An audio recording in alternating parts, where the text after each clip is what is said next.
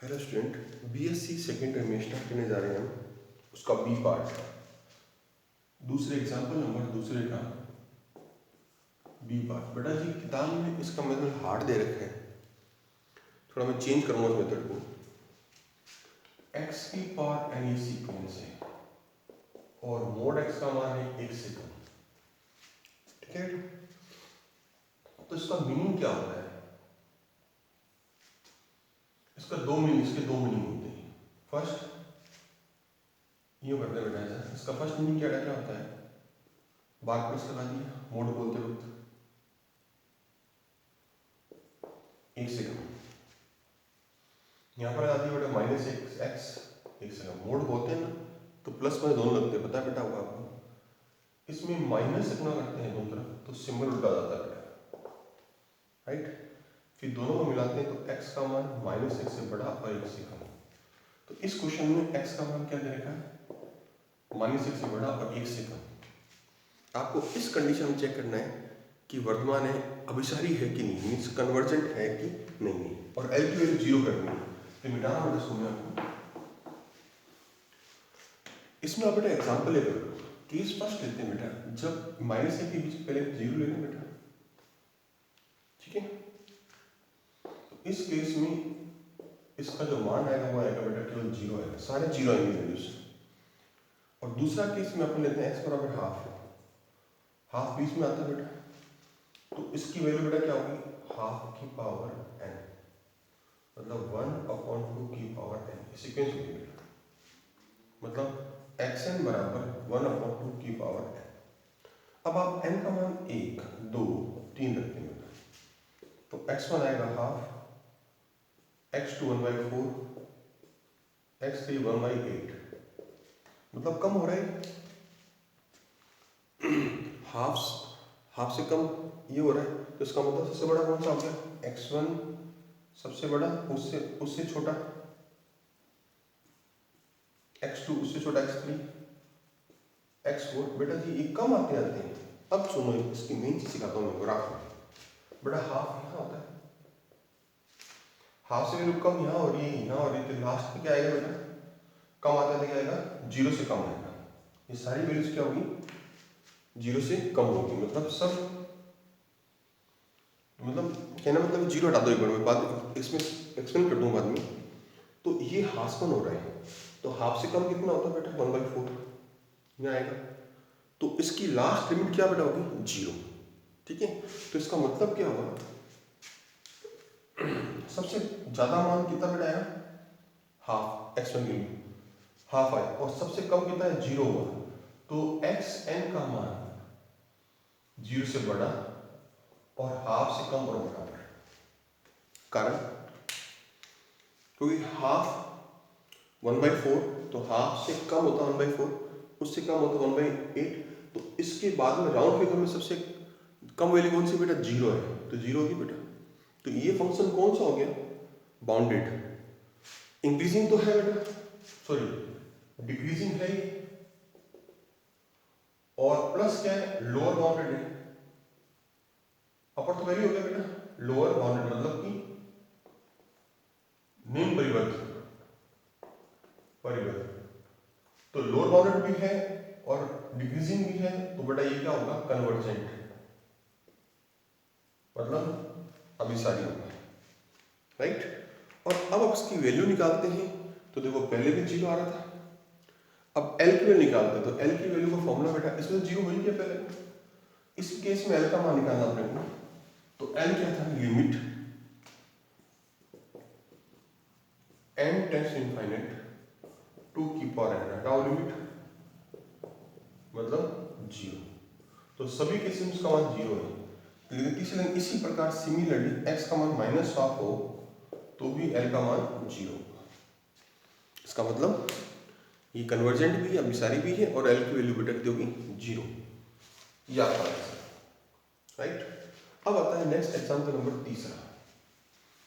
दूसरा नंबर हो गया बेटा, एग्जाम्पल नंबर आपका तीसरा चल रहे हैं। तीसरे एग्जाम्पल में बेटा जी, तीसरे एग्जाम्पल से पहले मैं आपको एक चीज सिखाता हूँ। जब सीक्वेंस कन्वर्जेंट होता है, व्हेन सीक्वेंस इज कन्वर्जेंट मतलब अभिसारी होता है, तो मेन चीज ध्यान रखना, लिमिट बेसिकली लिखा है मैंने आपको, n tends to infinite x n L होता है, तो इसी केस में limit n tends to infinity x n plus one की वैल्यू भी एल होती है बेटा, दोनों की वैल्यू एल होती है बेटा, ठीक है। तो ये आप हमेशा ध्यान रखना, कब, जब व्हेन सीक्वेंस इज कन्वर्जेंट, उसके बाद ये सब लागू होती है, ठीक है। अब आता है बेटा एग्जांपल नंबर आपका तीसरा, एक्स एन बराबर सीक्वेंस दे रखा है बेटा, इसमें एक्स एन का मान दे रखा है हाफ, और एन प्लस वन का रिलेशन दे रखा है, संबंध दे रखा है 2xn प्लस 1/3, ठीक है बेटा। अब यहां इस इक्वेशन में एक में यहां 1 रखो n का मान, जब 1 रखूंगा तो यहाँ आएगा 2, यहाँ 1 रखूंगा 1 प्लस 2 हो जाएगा, सामने का 2x1 प्लस 1/3। अब बताइए बेटा इसमें वैल्यू कितनी बेटा, हाफ है ना यहाँ, तो 2 इंटू हाफ प्लस 1/3, 2 बढ़ गया तो 2/3 हो गया। हाफ का 0.5 होता है, इसका मतलब होता है 0.5 और इसका मतलब 0.6, राइट। अब आता है x3, यहाँ 2 रखो, तो यहाँ पर अपन 2 रखेंगे तो 3 होगा बेटा, तो सामने क्या है 2 इंटू x2 प्लस 1/3, x2 का मान ये है बेटा 2/3, ये 0.6 लगभग अप्रोक्सीमेट वैल्यू बता रहा हूँ बेटा आपको, ध्यान रखना, प्लस 1/3, 4 ऊपर लेंगे एलसीएम 7 आ जाएगा बेटा अपॉन 9, और इसकी वैल्यू बेटा कितनी होगी 0.7 लगभग होगा, ठीक है। हालांकि पॉइंट में निकालने की जरूरत नहीं बेटा आगे, लेकिन मैं पॉइंट का एक वैल्यू निकाल रहा हूँ, पता चल रहा है वैल्यू बढ़ रही है बेटा, ठीक है। अब मैं इसको डैश कर देता हूँ। अब देखिए ग्राफ में आप बताओ 0.5 है, 0.6 है, तो लास्ट पॉइंटों का लास्ट में राउंड फिगर कौन सी वैल्यू होती है, 1 होती है। किताब में 1 कैसे आती है लिखवा रहा है, मुझे जरूरत नहीं बेटा अपने को, पॉइंटों में बढ़ते बढ़ते लास्ट में राउंड फिगर वो 1 से कम ही होगी बेटा। अब मतलब क्या हुआ आंसर, ये सबसे कम x1 x2 x3 x4, ठीक है बेटा, ये चल रहा है, ठीक है।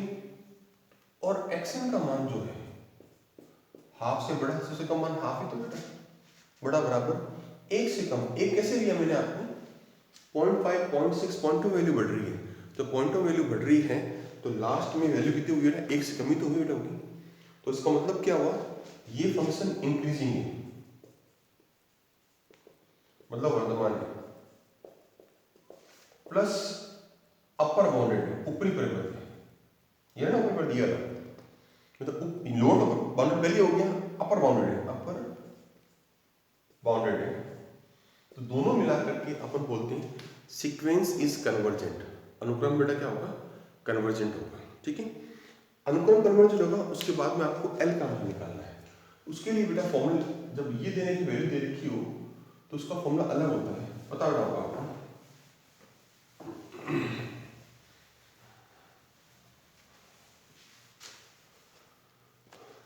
बेटा जी इस एक में लिमिट, पहले तो आप जानते हैं कन्वर्जेंट होता है, तो limit n tends to infinity xn, limit n tends to infinity xn plus 1, ठीक है, बराबर l मानते हैं, ठीक है। अब उसके बाद यहां रखो limit n tends to xn plus 1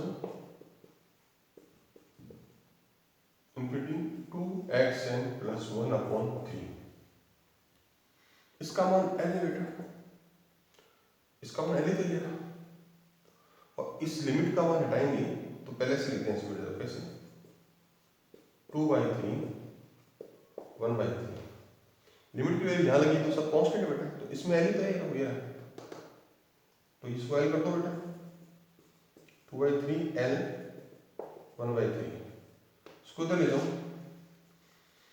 तो l/3 बराबर 1/3, ठीक कट गया, l = 1, मतलब कन्वर्जेंट वैल्यू इसकी बेटा क्या होगी, 1 होगी बेटा, ठीक है। अच्छा ये एल का मान 1 और जो पहले मैंने अंदाज 1 लगाया था वो बराबर हो भी सकते हैं और नहीं भी सकते, ये ध्यान रखना बेटा। पहले जो 1 लिया था मैंने 0.5 पॉइंट से उसके साथ राउंड फिगर में लिया था, यहाँ पर एल की वैल्यू कितनी बेटा हुई, एल होगी, 1 होगी बेटा, और ये आपका आंसर है। नेक्स्ट बी पार्ट, तीसरे का बी।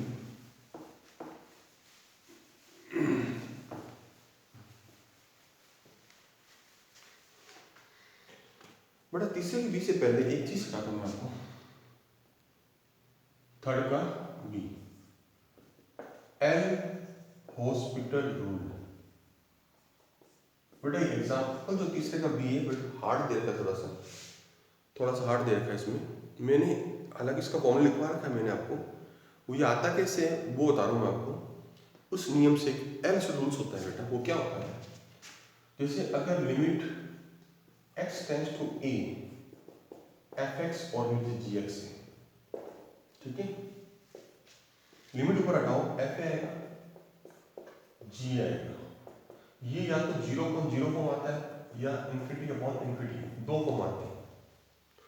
तो ये रूल्स क्या कहता है, ये रूल्स कहता है लिमिट तो वही की वही रहेगी, ऊपर वाले का ऊपर अवकलन कर दो, अवकलन मतलब डिफरेंस कर दो, और नीचे वाले का नीचे डिफरेंस कर दो।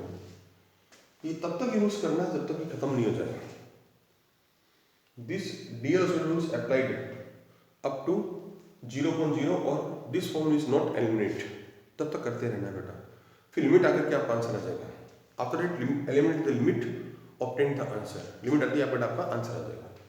तो इसको बोलते हैं बेटा हमने L'Hospital rules. I repeat again, x tends to a f gx से a हटाओ ऊपर f है, नीचे g आएगा, ये रहा। अगर ये रूप ये आता है तो आपको ऊपर नीचे क्या लगाना पड़ेगा बेटा, डीएल हॉस्पिटल रूल्स। वो क्या कहता है, ऊपर वाले ऊपर अवकलन करो, अवकलन मतलब डिफरेंस करो, नीचे नीचे डिफरेंस करो, कब तक करना बेटा, आगे तक जब तक खत्म नहीं होता। अब नेक्स्ट है बेटा बी पार्ट।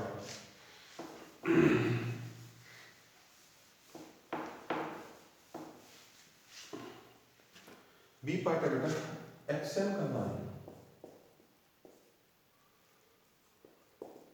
एन की पावर 1 अपॉन एन, ठीक है। पहले आप एन बराबर ही करते हैं, 1 है, 2 की पावर हाफ मतलब √2, 1.414, ठीक है बेटा। वैल्यू बढ़ रही है आपको, 3 x2 ना 1/3, तो बेटा इसकी वैल्यू तो मतलब से पता नहीं, तो n में 4 वैल्यू होगी, 4 की पावर 1/4, ठीक है बेटा। तो 4 की वैल्यू होता है बेटा 2 की 2 का स्क्वायर, 2 की पावर हाफ, सेम आगे बेटा। तो इसको नहीं लेना है आपको, इतने से इसमें काम चलना है, ठीक है। तो इस देश का छोड़ दीजिए। अब देखो x1 greater than x2 greater than x3, x4 इसके बराबर आ गया, x4 रहने दो, फिर x5 ले लो एंड सो, ठीक है बेटा, क्योंकि ये वैल्यू इसके बराबर आ गई है। वापस बताऊं मैं आपको, क्योंकि बेटा x2 और x4 की वैल्यू बराबर आ रही है, तो इसको हटा दो, तो वैल्यू तो बढ़ी रही है एक्चुअली में, अब बराबर आगे उसको छोड़ दीजिए यहाँ पर, ठीक है। उसके बाद आगे बढ़ोगे तो आपकी वैल्यू आगे बढ़ती ही रहेगी। अब देखिए बेटा एक है 1 पॉइंट समथिंग, फिर आगे भी वही, इसकी वैल्यू लमसम इससे बढ़ी हुई थोड़ी सी, ताकि तो 1 पॉइंट समथिंग बढ़ रही है, इसका मतलब लास्ट 1 पॉइंट मतलब ग्राफ का समझो, ये 1 ये रहा 1 पॉइंट, यहाँ लास्ट में तो 1 पॉइंट होता है, लास्ट 2 आएगा, तो क्या बनेगा बेटा एक्सएन का मान 1 से बड़ा बराबर और 2 से कम, ठीक है। तो ये इंक्रीजिंग भी हो गया और अपर बाउंडेड भी हो गया, वर्धमान भी हो गया, ऊपरी परिमित हो गया, दोनों मिलाकर के क्या बोलते हैं कन्वर्जेंट, मींस अभिसारी श्रेणी।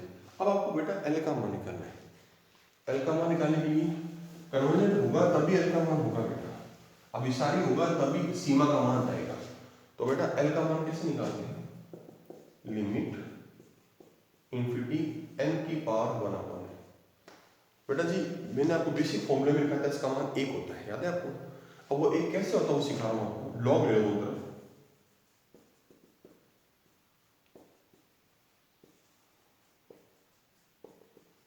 ये 1/n बाहर आएगा बेटा,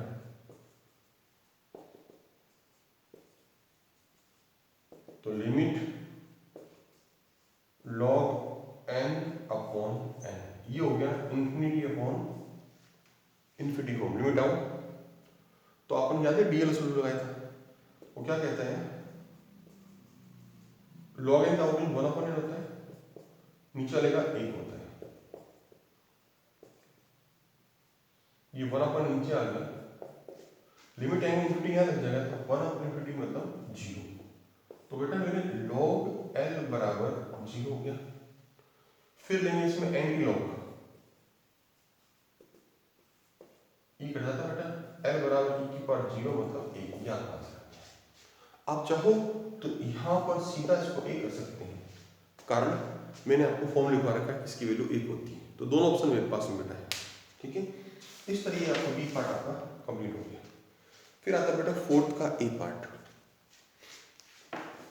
एग्जाम्पल नंबर 4 का ए पार्ट। जो तो बेटा एग्जाम में हार्ड एग्जाम्पल है उसको मैंने काफी सिंपल कर दिया है, तो पता है मैथ्स में काफी मेथड होते हैं बेटा अपने। अब आता है बेटा फोर्थ का ए पार्ट। आप देखा बेटा x1 बराबर √2 देगा और n+1 बराबर 2 इंटू एक्स है। ऐसा मतलब बेटा पीछे आया हुआ है आपको याद हो तो, पहले n का मान यहाँ पर 1 रखेंगे तो यहाँ 2 हो जाएगा, 2 इंटू x1 2√2। ठीक है बेटा, ये तो होगा। तो इसका मीनिंग क्या हुआ, इसका मीनिंग हुआ रूट लगा कर दो बेटा, इसका रूट ये लगा कर दिया और ये 2 की पावर 1/4, कैसे, ये हाफ ऐसे दे दो बेटा, फिर 2 इंटू ऐसे दे दो √2, तो ये √2 हो गया इंटू 2 की पावर 1/4, राइट। तो बेटा पहले √2 में गुणा में ये आ रहे हैं, वैल्यू बढ़ रही, नेचुरल चीज है बेटा। ठीक है, तो ये ऐसे कर लो, ऐसे कैसे करते हैं, 2 की पावर हाफ इंटू 2 की पावर 1/4, एलसीएम बेटा इन दोनों का 4 एलसीएम आएगा ऊपर, जोड़ेंगे बेटा, हाफ 1/4 ऐसे करते हैं बेटा, तो ये हो गया 3/4। यहाँ पर हाफ है 0.5, यहाँ पर है 0.8 पावर, दो तो दोनों सेम बेटा, तो पावर बढ़ रही है मतलब वैल्यू बढ़ रही है। x3 बेटा इसी का क्या है, x3 मान बेटा वो आएगा 7/8, तो ये पावर हाफ से बड़ी 3/4, तो पावर बड़ी होगी इसका मतलब ये बड़ा हो गया, और इससे बड़ा ये हो गया, इसका मतलब x1 सबसे कम, x2 बड़ा, x3 बड़ा, x चलता रहता है। मतलब ये फंक्शन कौन सा हो गया, इंक्रीजिंग, मतलब वर्धमान फलन हो गया। साथ साथ में xn का मान किससे बड़ा हो रहा है, लास्ट पहले √2 से बड़ा बराबर, लेकिन पता है जब 1.1 1.3 1.4 बढ़ता रहता है तो लास्ट में 2 आता है बेटा, 2 से कम होगा नेचुरल चीज। ठीक है, तो इसका मतलब ये सीक्वेंस बेटा क्या होगा, अब कन्वर्जेंट हो गया। अब आपको L का मान निकालना है, तो L का बेटा वही फॉर्मूला जो पीछे पढ़ते आ रहे हैं बेटा आपको, क्या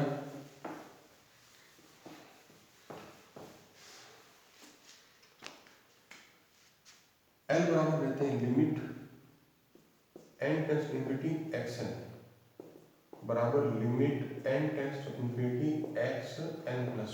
ठीक है बेटा, तो limit n tends to infinity xn+1 बराबर लिमिट इंफिनिटी 2 इंटू xn। अब इसका मान L होता है √2L, स्क्वायर कर दो बेटा, L स्क्वायर बराबर 2 है, इधर ले जाओ, तो L कॉमन आ गया, L-2, तो बेटा L का मान 0 नॉट पॉसिबल, क्योंकि बेटा अपर बाउंडेड तो ऊपर की वैल्यू जाएगी ना बेटा L का वैल्यू तो, और अगला बेटा L बराबर 2, ये आपका आंसर है। अरे भाई x1 का मान हाफ है, √2 है, तो √2 से आगे बढ़ेगी, L की वैल्यू आगे की तरफ होती है ना, इन्फिनिटी की तरफ होती है, तो L की वैल्यू इन्फिनिटी की तरफ आगे होती है, तो वो तो आगे वैल्यू बड़ी होगी ना बेटा, तो 0 संभव नहीं है, ओनली फॉर 2 संभव है, और ये आपका आंसर बेटा।